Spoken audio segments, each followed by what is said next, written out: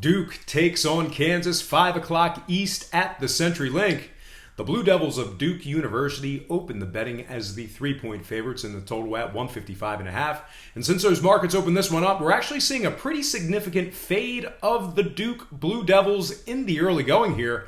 Right now, Duke's laying 2.5 against the spread with the total moving downward to 154 and a hook. Currently, Duke's the $1.55 favorites on the money line, down from $1.70, a 20-cent move downward in the favor of the Jayhawks.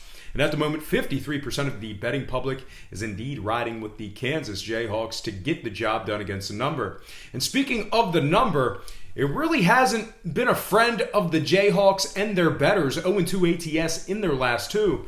They're also going up against a very strong covering team in Duke, who's 2-1 ATS in their last three, 9-3 covering in their last 12.